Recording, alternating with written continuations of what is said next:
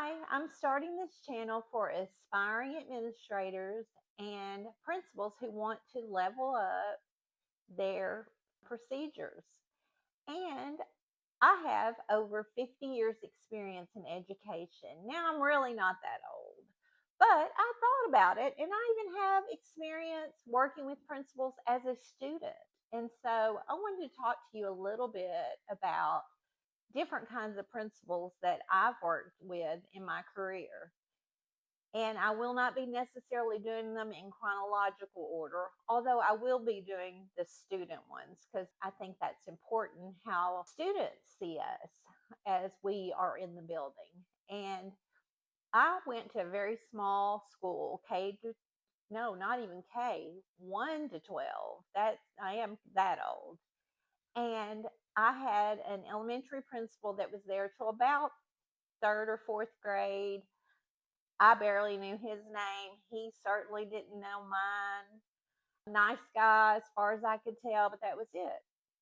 My high school principal knew my name, and he should. I only had 25 kids in my class, so he should know my name. And so everyone in our class got to know him very well. Now, he was a firm principal, but fair, and we grew to appreciate him. He also liked to crack jokes, which made it great as a high school person.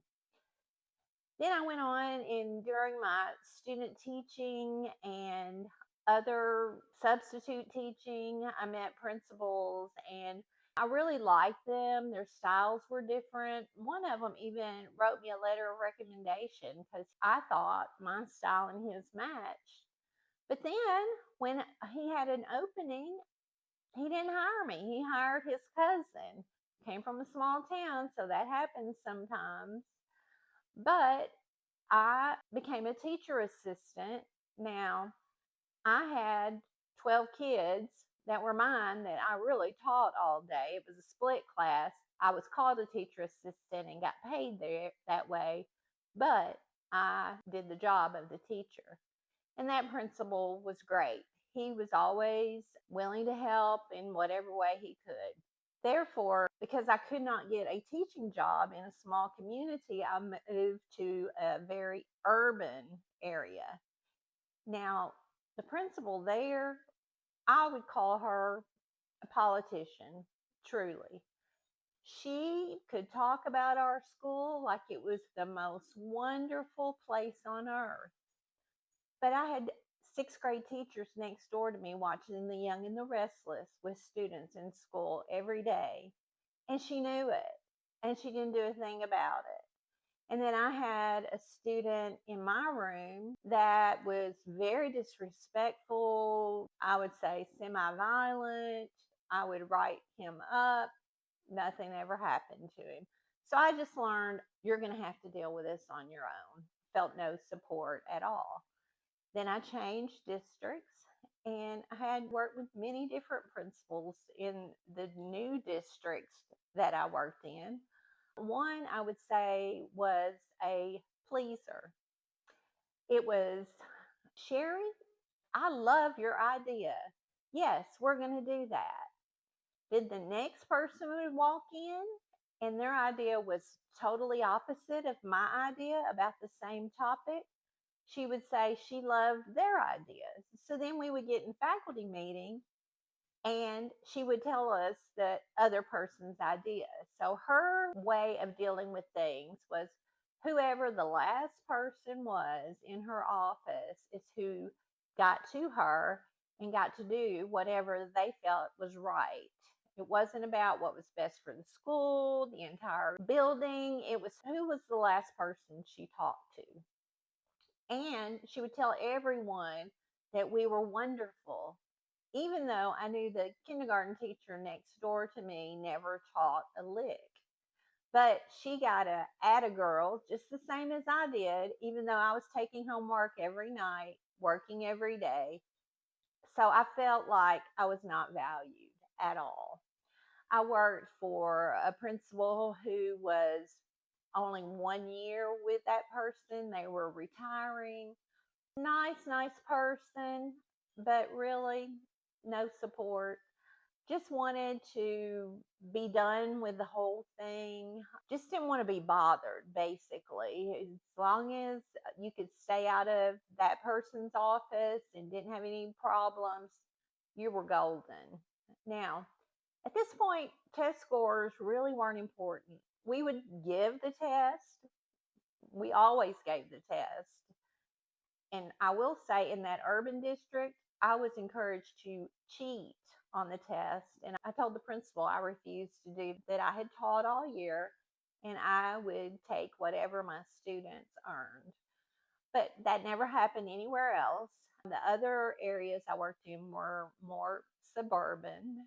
And of course, the expectation was you would never cheat. But first, we just gave the test. We'd get our results back. We'd look at them. We're like, Susie did good on this. I'm proud of where she scored. I don't know what happened to Billy, though. And we would put them in our desk drawer. That was it. That's all we did with them. And so being a principal mainly at that point was just being an administrative person in the building. And then I had another principal who I loved, but that person could be a little bit inconsistent. For example, one teacher came in and asked to take sick days to go on her honeymoon, and the principal approved it. So that's fine. Yes. Another teacher came in just a week later, and this was, we all knew about it, asked to go to Hawaii with her husband on a special business trip that couldn't be scheduled in the summer, and was told no, she would have to take unpaid days. So what we learned about that principal was inconsistency, that depended on who you were, what you got to do. And that was very hard on everyone because you never knew what you could do. And one day, even you might get to do something that you wouldn't normally get to do. So it's always a gamble when you ask to do things. I worked with a principal who wanted high test scores, expected the teachers to have high test scores, but didn't really know how to assist them with that, and would try to have faculty meetings, have people come out and talk about the data, but didn't really give any suggestions about specific students or standards or any that the teacher should be doing, because that person didn't know themselves, even though I would consider that person an excellent principal in all other matters: consistency, teacher morale, every other area, organization.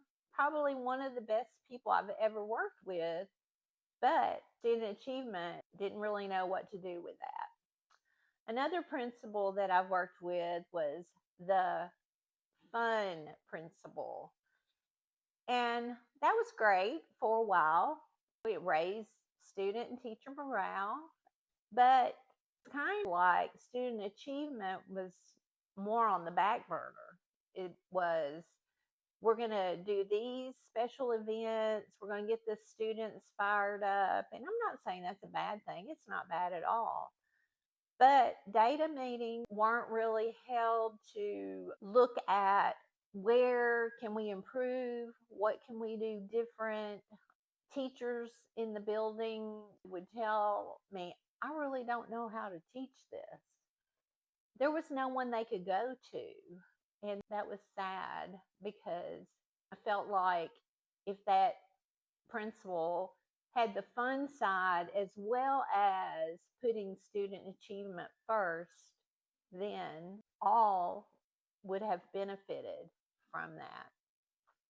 I've also worked with principals that had teachers doing lots of busy work, lots of paperwork, filling out paperwork on top of paperwork to show where students were in the on grades or achievement, but yet nothing was ever done about it. It was just like, here's our data, That person, the principal, didn't know what to do with the data though, and didn't have anyone really in the building that could help either.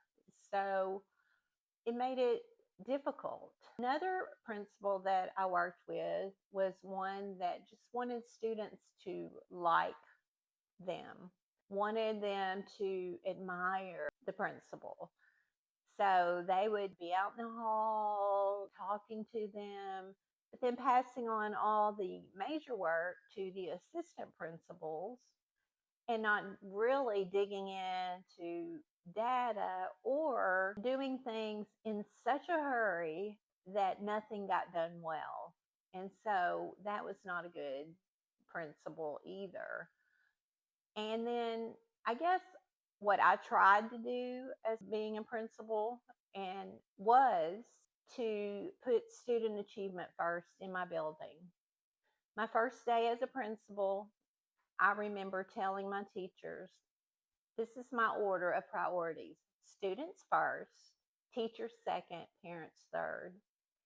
And any teacher that ever worked for me will say that was the truth, because student achievement was number one in my building, and everybody knew that. There was no question about it. In fact, teachers would even joke with me and say, well, we told her to come in here and ask you, and we came up with how it was going to improve student achievement before we asked you if we could do it. And I said, well, good. I'm glad you know. That's what we're here for. Yes, we had fun, but student achievement was the most important. And what was a little bit ironic about that is teachers only wanted to do fun things that they wanted to do. We had 3 parties a year: a harvest party, a Christmas party, and a Valentine party. Well, they wanted me to cut that out. Well, that was the only time of the year that parents got to come in the building, and that's important too. So I just wouldn't do it. And so that aggravated some of them. But our data meetings were true data meetings. We looked at the data, we decided what students needed help. We even at one point did what we called skill groups, where students left one classroom and went to another classroom. All the kids that needed help on, let's say, adding 2-digit numbers would go to one classroom, while students who had mastered that might be in another room working on adding 3-digit numbers. And then another group that was solo, maybe working on math facts. And we would switch classes and put kids in skill groups. We did that 2 days a week. Now, I'll be honest, the teachers didn't like it because they said they didn't like not teaching their own children, but we saw extreme growth with that method.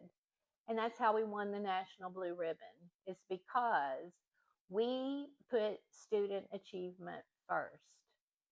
And as you're deciding what kind of principal you want to be, I want you to give some thought to some of these principles that I've talked about. It is important to have some fun things. Absolutely. We did fun runs, we did parties, we did assembly, we did all kinds of fun things. But they were all scheduled around instructional time and protecting instructional time. Also, you need to know your students, know who your high flyers are, we call them. It's people that we're worried about them. The student is not making the gains they should make. So everybody on that grade level knew about that student. So when we did do those skill groups, they knew, oh, I need to be working with Mark today on this because he did not so well on his scores. And then the main thing also, though, was to support the teachers. Any teacher that worked with me would tell you, if a parent came in mad about something they did, in front of that parent, I would support them the best I could. Even if they had done something wrong, I would try to find a way to finagle where I could support them in front of the parent. Now, when the parent left, The teacher and I would have a conversation about, why do you think they were in here? What could you do differently? What next time you need to do this? And I opened two brand new buildings. I set up every routine, and routines are so important. You've got to know what you got to predict what to expect.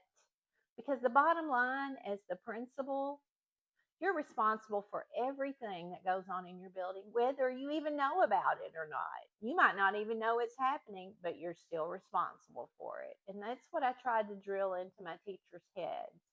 And that's why they thought sometimes I could be a little hard nosed on student achievement, but I was, because that was what we were there for.